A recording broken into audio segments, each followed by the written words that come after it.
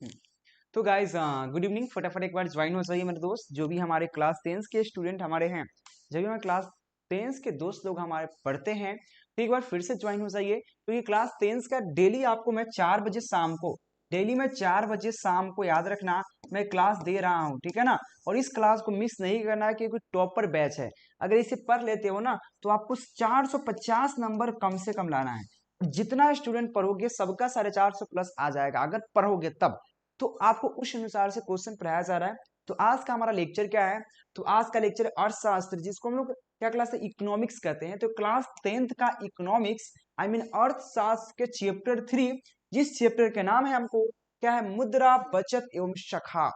मुद्रा बचत एवं शाखा, इसके बारे में पढ़ने वाले हैं। और इसका जो भी लघुत्तरीय प्रश्न उत्तर है, उसका हम लोग VVI यानी कि वेरी वेरी इंपॉर्टेंट लघुत्तरीय प्रश्न उत्तर देखेंगे इस चैप्टर का। और आपको मैं बता दूं, थोड़ा सा जानकारी दे दूं, जो आपको SST होता है ना, SST यानी कि सोशल साइंस, सामाजिक विज्ञान जिसको कहते हैं, सामाजिक विज्ञान में टोटल 5 को बुक पढ़ना होता है, जिसमें आपको इतिहास होता है, अर्थशास्त्र होता है, भूगोल होता है, राजनीतिक शास्त्र होता है, और आपदा प्रबंधन होता है। उसमें से एक है आपका अर्थशास्त्र। उसका चैप्टर नंबर 3 का हम लोग लघुत्तरीय प्रश्न उत्तर लेके आ चुके हैं। और ये आपके इकोनॉमिक्स का बोर्ड एग्जाम के लिए। चलो लेक्चर को शुरू करते हैं। और शुरू करने से पहले बस आपसे एक ही रिक्वेस्ट रहता है कि board exam by Kundan sir को, चैनल को सब्सक्राइब कर लीजिए और बेल आइकन दबा लीजिए। अगर आपको PDF की जरूरत है, मेरे दोस्त नीचे एक नंबर दिख रहा है, इस नंबर पे कांटेक्ट कर सकते हो आप, ठीक है। साथ में आप टेलीग्राम ज्वाइन कर लीजिएगा। तो सबसे पहला क्वेश्चन क्या है कि वस्तु विनिमय क्या है। देखिए, वस्तु विनिमय समझने के लिए बस बहुत यहाँ पे है कि वस्तु विनिमय हमारा यह होता है जब किसी वस्तु के बदले हम वस्तु का लेन देन करते हैं। जैसे कि कोई वस्तु को हम उसको दे दिए और वस्तु हम प्राप्त कर लिए, ठीक है ना। जैसे कि आपने दुकान में देखा होगा कि हम मूंग लेके जाते हैं, चावल धान लेके जाते हैं, गेहूं लेके जाते हैं, और वस्तु को देकर हम कुछ वस्तु प्राप्त कर लेते हैं। पैसा नहीं लेते, वो पैसा नहीं लेते हैं। हम क्या करते हैं, गेहूं को दे देते हैं, गेहूं दे देते हैं, और गेहूं का जो भी हमारा अमाउंट बनता है, उस अमाउंट के बदले हम उससे कई राशन का सामान ले लेते, कभी आटा ले लेते, कभी तेल ले लेते, कभी बिस्कुट ले लेते। यही ना है, इसी को हम वस्तु विनिमय कहते हैं। यानी कि वस्तु के बदले वस्तु का लेन देन ही वस्तु विनिमय कहलाता है। क्या कहा मैंने? वस्तु के बदले वस्तु का लेन देन ही करना वस्तु विनिमय कहलाता है। देखिए समझिए, एक किसी एक वस्तु का किसी दूसरे वस्तु के साथ बिना मुद्रा के, पैसा नहीं, मुद्रा मतलब पैसा होता है, बिना मुद्रा के प्रत्यक्ष रूप से लेन देन वस्तु विनिमय प्रणाली कहलाता है। यानी कि प्रत्यक्ष रूप से, बिना, ये नहीं कि हम वस्तु ले रहे हैं, बाद में आप कहोगे भाई मेरा सामान ले लिया तू दे दो, नहीं, प्रत्यक्ष रूप से आप दुकान में सामान लेके जाओ, 1 किलो गेहूं दो, और आप 250 तेल ले लो।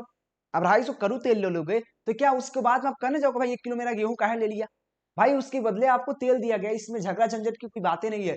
इसलिए क्या होगा, प्रत्यक्ष रूप से लेन देन वस्तु विनिमय प्रणाली कहलाता है। जैसे कि कह सकते, अर्थात वस्तु के बदले वस्तु, वस्तु के बदले वस्तु, वस्तु के बदले वस्तु विनिमय, वस्तु वस्तु विनिमय प्रणाली कहलाता है। अगर वस्तु के बदले अगर वस्तु आपको मिल रहा है, ठीक है ना, अगर कोई वस्तु, वस्तु मतलब कोई सामान होता है, ठीक है ना, तो अगर कोई वस्तु के बदले वस्तु, तो हमारा वस्तु विनिमय प्रणाली कहलाता है। सिंपल डिफिनेशन है, ठीक है। अगर हम किसी एक वस्तु के दूसरी वस्तु से सफलता पूर्वक बदलने की प्रक्रिया, लेन देन करने की प्रक्रिया को वस्तु विनिमय प्रणाली कहते हैं। और इस डिफिनेशन को आप चाहो तो अपने तौर तरीका से लिख सकते हो। और मैं इतना गारंटी देता हूं, 100% में गारंटी श्योर करता हूं कि इतना इजी डिफिनेशन कोई नहीं लिखवा सकता। और इतना इजी डिफिनेशन याद करने में कितना मजा आएगा, सोचो। आपके पास एक इतनी जगह एक लाइन का एक डिफिनेशन है, और एक आपका 2 लाइन का डिफिनेशन है, दोनों में जो सक्षम हो आप उसको याद कीजिए, क्या दिक्कत है। इसीलिए बोलता हूं कि आइए मेरे दोस्त, board exam by Kundan sir आपके लिए तैयार है। समझ गए? अगला क्वेश्चन है, मौद्रिक प्रणाली क्या है। पहले वस्तु विनिमय प्रणाली क्या होता है मेरे दोस्त? इसमें क्या होता है, वस्तु के बदले वस्तु दी जाती है, या वस्तु के बदले वस्तु का लेन देन ही हमारा वस्तु विनिमय प्रणाली कहलाता है, ठीक है। लेकिन आपको मौद्रिक प्रणाली क्या है मेरे दोस्त, इसको समझने के प्रयास कीजिएगा, ठीक है। तो मौद्रिक मतलब मुद्रा।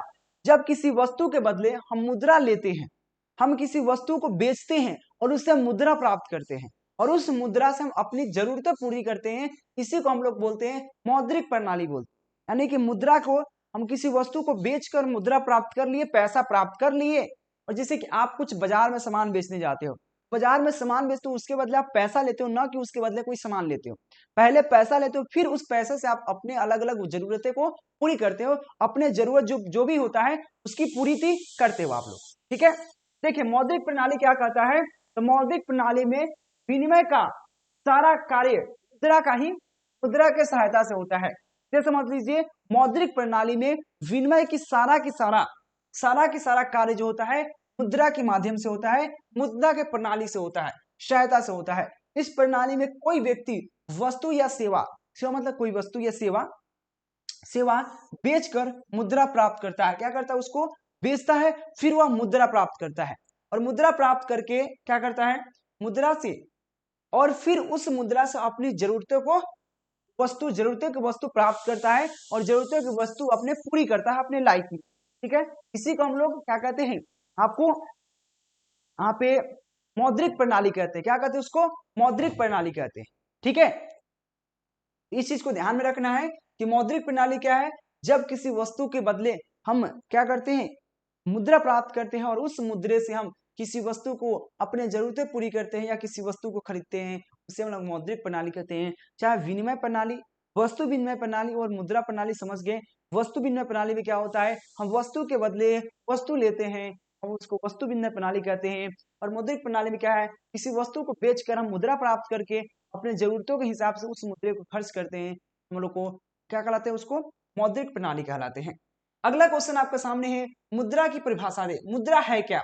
देखिए मुद्रा एक प्रकार की, आप सही समझ सकते हो मुद्रा है क्या, तो मुद्रा एक प्रकार की सेवा है। समझिएगा, देखिए वस्तु और सेवाएं के आदान प्रदान में हमें वस्तु और सेवा के मूल्य निर्धारित करने के लिए एक सामान्यजनक आवश्यकता होती है। ठीक है ना, एक मुद्रा एक माध्यम के रूप में कार्य करती है और एक सामान्य जनक के रूप में कार्य करती है। समझिए मुद्रा क्या है, मैं आपको समझा देता हूं। देखिए मुद्रा क्या है, जब कोई वस्तु अगर लेन देन करोगे, उसमें एक आपको प्रणाली होना चाहिए, एक ऐसी कॉइन होना चाहिए, एक ऐसी मतलब वस्तु होना चाहिए जिससे आप इसको तौल सके। ऐसा नहीं, मुद्रा नहीं होता तो आप किसी वस्तु का दाम नहीं लगा सकते थे, ये कितने का हो सकता है, इसलिए वो मुद्रा का निर्माण किया गया कि भाई इसके बदले इतना होगा। ठीक है, तो सीधा कहा गया वस्तु और सेवाओं के आदान प्रदान में हमें वस्तुओं और सेवाएं के मूल्य निर्धारित के लिए एक सामान्य जनक मुद्रा की आवश्यकता पड़ता है, या सामान्य जनक की आवश्यकता होती है। एक सामान्य जनक जो होता है उसकी आवश्यकता पड़ता है, वही सामान्य जनक हमारा मुद्रा कहलाता है। यानी कि जब वस्तुओं के आदान प्रदान में और सेवाओं के मूल्य निर्धारित करने के लिए एक हमको साधन की आवश्यकता होता है, उसी को मुद्रा कहते हैं। सीधा समझ लीजिए मेरे दोस्त, वस्तुओं और सेवाओं का आदान प्रदान में हमें वस्तुओं और सेवाओं को मूल्य निर्धारित करने के लिए हमको जिस साधन का उपयोग करना होता है उसी को मुद्रा कहते हैं। अपने डिफिनेशन के तौर पर लिख सकते हैं, या यह डिफिनेशन तो आपके सामने है लिए कि जब वस्तु और सेवाओं को आदान प्रदान में हमें वस्तुओं एवं सेवाओं के मूल्य निर्धारित करने के लिए एक सामान्य जनक मुद्रा की आवश्यकता होता है, या एक समान जनक की आवश्यकता होता है, जिसे हम लोग मुद्रा कहते हैं। ठीक है, जिसे हम मुद्रा करते हैं।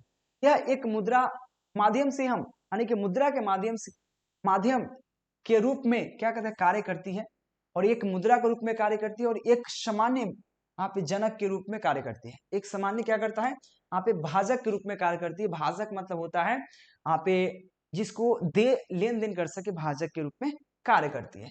इसी को कार्य करने की आवश्यकता होती है, इसी को मुद्रा कहते हैं। बहुत इजी डिफिनेशन है। चलो नेक्स्ट क्वेश्चन देखिए, यहाँ पे नेक्स्ट क्वेश्चन है शाखा क्या है। समझिए शाखा क्या है मेरे दोस्त, समझिए प्रयास की। देखिए शाखा का अर्थ विश्वास तथा भरोसा होता है। देखिए शाखा का अर्थ क्या होता है, विश्वास तथा भरोसा। जिस व्यक्ति पर जितना ही विश्वास या भरोसा की होता है, उसका शाखा उसकी उतना ही अधिक होती है।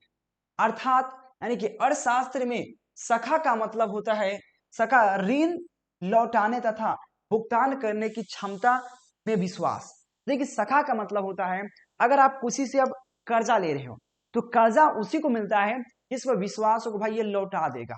अगर आपको बैंक लोन देता है इस समझ के देता है कि भाई उसको आप लौटा दोगे। अगर आप पे विश्वास नहीं है तो वो बैंक लोन नहीं देगा। अगर आपके पास इनकम का स्रोत नहीं है तो आपको बैंक लोन नहीं देगा कि भाई उसको लौटाओगे कैसे। कोई बात होता है, सिंपल है। देखिए, शाखा का अर्थ होता है विश्वास एवं भरोसा।